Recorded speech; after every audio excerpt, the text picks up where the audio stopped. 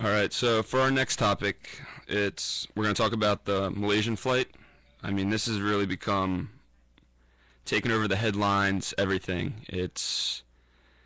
I feel like every time I wake up in the morning, I've got like three notifications about new developments, and so far, what I've noticed is they're all speculation. Everything I've seen, I've not seen any hard concrete facts. All I've heard is, well, we think this happened, this could possibly happen. And I mean, I know we're trying to figure it out. I'm not trying to blame any fingers or anything, but I can't see all these speculations helping out anything. Especially, like, if anything, it's going to slow down the search. And due to this lack of progress, I know that a lot of people are starting to blame fingers, point fingers, and I don't know if anyone's heard. This is the newest drama coming from this flight, is that people are pointing the finger at the Malaysian government for the way they conducted their search. They're saying that because what happened is Malaysian government reported that the final words that were heard from the plane were "all right, good night."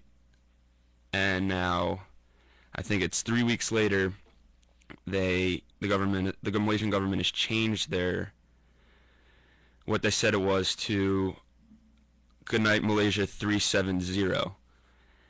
And apparently this has caused an uproar, and I don't know if it was a language barrier issue, if it was just a miscommunication, but the fact is that people are worried that they weren't taking it as serious as they should have. And after I heard this, and I was thinking, well, maybe the 370 might mean something, like to a pilot or to someone in aviation. But then I looked further into it, and a CNN analyst, Mary Shivo, who they interviewed, said that the 370 is routine and it is no code. It's not a code for distress. It's really ordinary talk that they get all the time. So I don't think it should be that big of a deal. But I think due to the lack of progress and the frustration of everyone involved, tensions are extremely high. But I feel that because of these speculations, we need to find concrete evidence before we start pointing fingers. And, well, we're actually losing time to find the most important piece of concrete evidence, the black box that holds the flight data records and everything that happens in the plane that's supposed to be indestructible. Has actually, I read that it only has the battery of the beacon on the box only has a lifespan of 30 days. And I don't know if you're keeping count, but this is the 26th day that the plane's been missing. So we have very little time to find a very little piece of this plane in a huge, vast area. So this is going to be, I don't know what's going to happen if we don't find it in 30 days. I don't think we're going to find it in 30 days, but I hope we do. And then, so more on speculation and how these rumors start.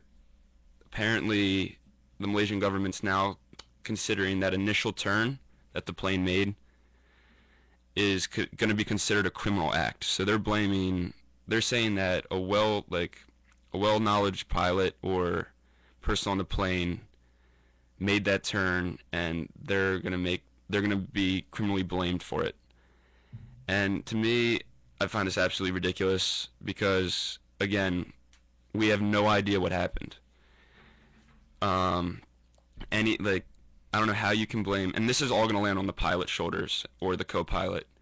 And honestly, I don't think that's fair to their family or to blame them, because they've really, just the fact we don't know. Speculation, and also they've done background searches on all 12 crew members. They've done extensive searches on the 227 passengers that were on board. And they really have not found anything that's red flagged, and you know that everyone's looking at them. So, and actually, after this was published by the Malaysian government, I read that the captain's daughter on the plane posted a Facebook status, and I'm a huge fan of this. I like her status. She pretty much hits the nail on the head with the speculation issues. She goes, here's the quote: "You should consider making movies since you are so good at making up stories and scripts out of thin air. May God have mercy on your souls." So she's talking to the government who's doing these speculations and blaming people who we have no idea. We need to find I still am going to say we need to find concrete evidence before anything's made definite. And I personally think right now we need to stop worrying about what might have happened, what could have happened, because there's so many, anything could have happened. There's so many options, but I think we need to focus on finding it. Finding that box, finding the plane, finding something of concrete evidence. And I feel sorry for the crew and passengers, especially their families. I mean, our prayers still go out with them. I just hope if they find something that they are able to give these families closure. I know that I have a feeling that this incident is going to change the way we track airplanes, the way what kind of radar is used, and maybe even the way we fly forever. But I really hope they find something soon, especially in the next 30 days, considering that beacon, or the next 4 days, excuse me, considering that beacon is going to run out of battery. So we'll see what happens. Let's take another music break. This is going to be Scotty McCreery with See You Tonight. Here it is.